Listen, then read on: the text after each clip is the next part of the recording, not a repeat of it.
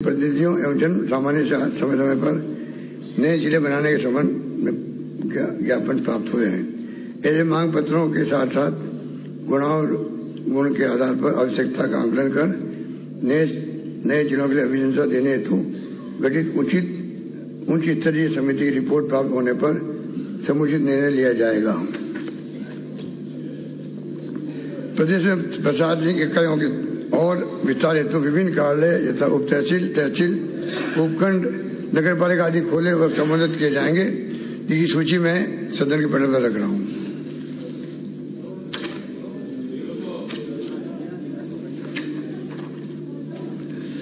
सार्वजनिक कार्यक्रमों आयोजन हेतु सूरपुरा, उदयपुर वाटी, झुंझुनू एवं किशन पॉल जयपुर में सामुदायिक भवन बनाए जाना प्रस्तावित है।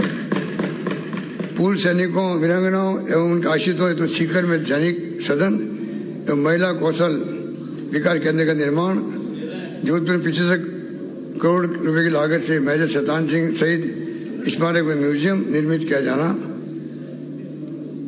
जाएगा। साथ ही देवगढ़ भीम राजसमंद में सैनिक कल्याण कार्य खोला जाएगा। कार्मिक कल्याण हमारी सरकार सुशासन में हमारी कार्मिकों की भूमिका और अधिक सुदृढ़ करने के लिए उनके कल्याण और सामाजिक सुरक्षा के प्रति हमेशा से संवेदनशील रही है। इसी कारण मैंने पुनः पुरानी पेंशन योजना लागू करने का निर्णय किया। अभी भी कुछ बोर्ड निगम स्वायत्त संस्थाओं के कार्मिकों को ओपीएस का लाभ नहीं दे है। अब मैं प्रदेश की इन सभी सरकारी संस्थाओं यथा विद्युत उत्पादन निगम, विद्युत प्रसारण निगम, विद्युत वितरण निगम, रिको, आरटीडीसी, आरएसएमएल, विश्वविद्यालय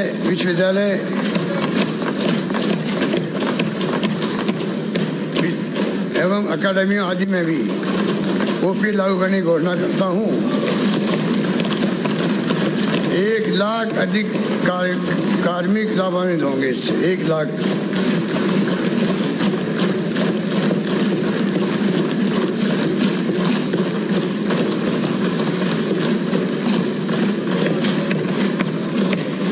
अध्यक्ष महोदय, साथ ही कार्मिकों को पूर्ण पेंशन प्राप्त करने के लिए वर्तमान अहर्क सेवा क्वालिफाइंग सर्विस की अवधि को 28 वर्ष से घटाकर 25 वर्ष करना प्रस्तावित करता है।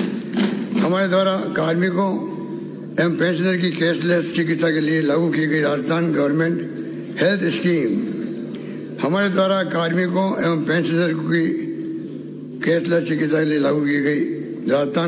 हेल्थ स्कीम जो माननीय विधायकगणों को भी और रिटायर्ड एक्स एमएलए को भी शामिल है, देश की सर्वाधिक सुविधा वाली कार्मिक चिकित्सा योजना है।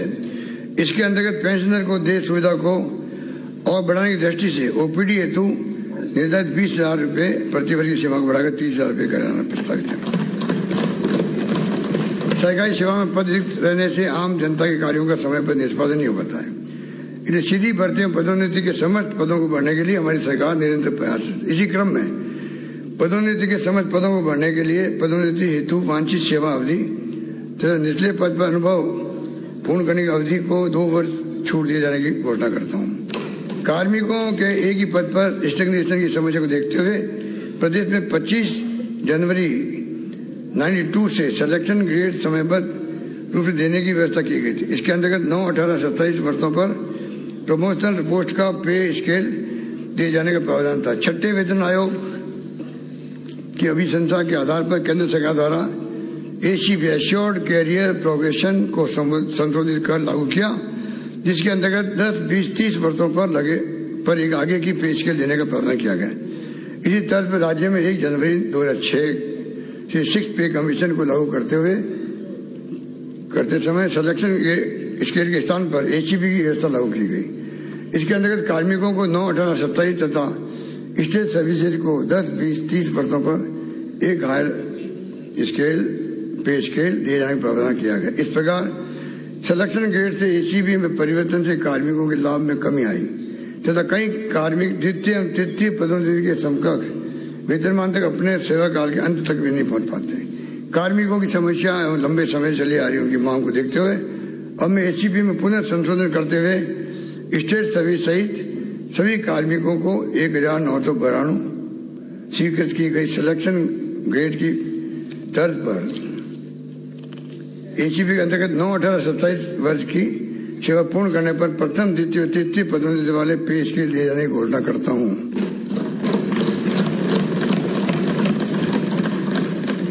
कार्मिकों की पदोन्नति के समय वर्ष 17 में लाए गए संशोधन के कारण एक इंक्रीमेंट देते हुए निर्धारित पे सेल में, और यदि ऐसी सेल उपलब्ध न हो तो आगे की सेल में फिक्सिंग किया जाता है। ऐसे में सेम सेल होने की स्थिति में मात्र एक ही इंक्रीमेंट का लाभ मिलता है। अब मैं ऐसी स्थिति में भी आगे आने वाली सेल में फिक्सेशन करने हेतु नियमों में संशोधन किया जाना प्रस्तावित करता हूँ। साथ ही कर्मचारियों को इंक्रीमेंट का समुचित लाभ देने की दृष्टि से भविष्य में इंक्रीमेंट के 2 तिथियों 1 जनवरी और 1 जुलाई का विकल्प दिया जाना प्रस्तावित है।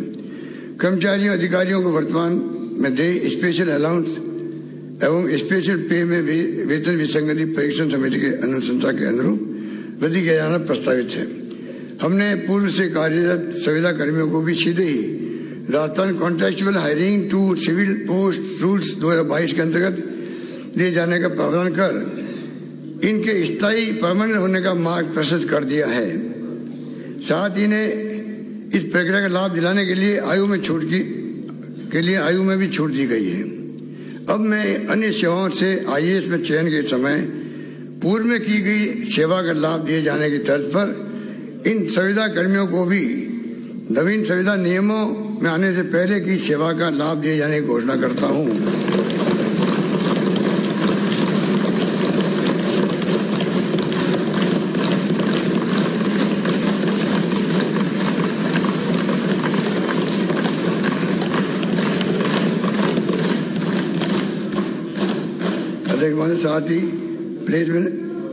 अध्यक्ष महोदय, साथ ही प्लेसमेंट एजेंसियों के माध्यम से कार्यरत संविदा कार्मिकों को शोषण से मुक्त करने हेतु ठेके पर कार्मिक लेने की प्रथा को समाप्त करते हुए रक्षकों की तर्ज पर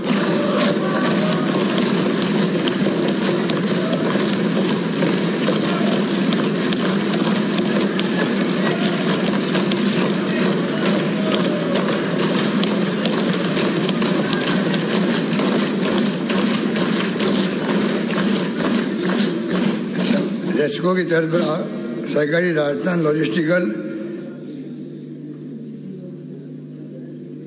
समाप्त करते हुए रक्षकों की तर्ज पर सहकारी Rajasthan logistical services delivery corporation के करने की घोषणा करता हूँ। 1 जनवरी 21 से पूर्व के कार्यरत ठेका कर्मियों को नवगठित सहकारी कंपनी के माध्यम से आवश्यक धन सीधे लिया जाकर बिना किसी कटौती के पूर्ण वेतन प्राप्त हो सकेंगे।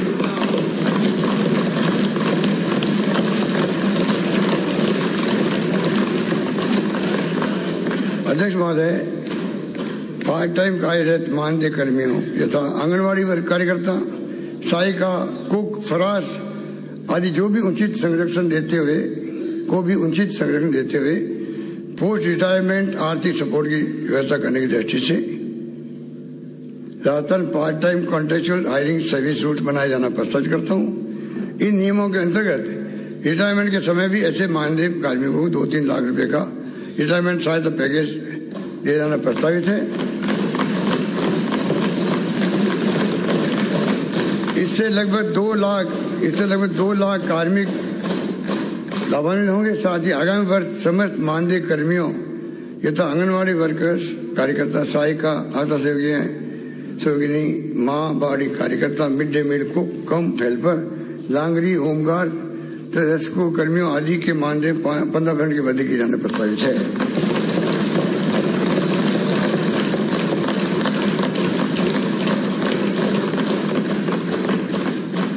माननीय अध्यक्ष महोदय, वर्ग 4 कर्मचारियों के संवर्ग को डाइंग कैडर घोषित करने के कारण इन्हें 1995 के पश्चात कोई पदोन्नति नहीं मिल पाई। तो जिस पद पर नियुक्त हुए थे उसी पद पर सेवानिवृत्त हो रहे हैं। मैं ऐसे वर्ग 4 कर्मचारियों के हित को देखते हुए इन्हें विभागीय सेवा नियमों की परिधि में लाते हुए इनकी पदोन्नति के पद भी सृजित करने की घोषणा करता हूँ। इससे 1 लाख से अधिक सेवानिवृत्त सेवारत कार्मिक लाभान्वित होंगे। साथ ही कुछ अन्य नियमित समवर्गों को भी आइसोलेटेड पोस्ट होने के कारण पदोन्नति के अवसर नहीं मिल पाते। अतः ऐसे समर्थकों हेतु भी प्रमोशनल पोस्ट का सृजन किया जाना प्रस्तावित है। नगरीय निकायों पंचायत संस्थाओं के जनप्रतिनिधियों द्वारा जन कल्याणकारी योजना के क्रियान्वयन हेतु दिए जा रहे अमूल्य योगदान को दृष्टि रखते हुए इनके मानदेय भत्तों में भी 15% वृद्धि की घोषणा करता हूँ। आज के समय में प्रिंट एवं इलेक्ट्रॉनिक मीडिया के साथ साथ सोशल मीडिया का भी महत्व तेजी से बढ़ा है। अधिकतर सोशल मीडिया जर्नलिस्ट एवं इन्फ्लुएंसर्स युवा वर्ग से हैं। इन्हें प्रोत्साहित करने, सुविधाएं देने व अधिक स्वीकृत करने की दृष्टि से 150 करोड़ की लागत से मैं प्रदेश के पूर्व मुख्यमंत्री, पत्रकार व स्वतंत्रता सेनानी श्री राजस्थान स्वर्गीय जयनारायण व्यास के नाम से जयपुर में JNV media centre and hub बनाने की घोषणा करता हूं। इस हब में DIPR का मुख्यालय स्थापित होने के साथ साथ में युवा जर्नलिस्ट को पात्रता के अनुसार निःशुल्क प्लग एंड प्ले को वर्किंग स्पेस की सुविधा उपलब्ध हो सकेगी। साथ ही आगामी वर्ष समस्त अधिक स्वीकृत पत्रकारों को लैपटॉप और टैबलेट उपलब्ध कराए जाने का भी प्रस्तावित करता हूँ।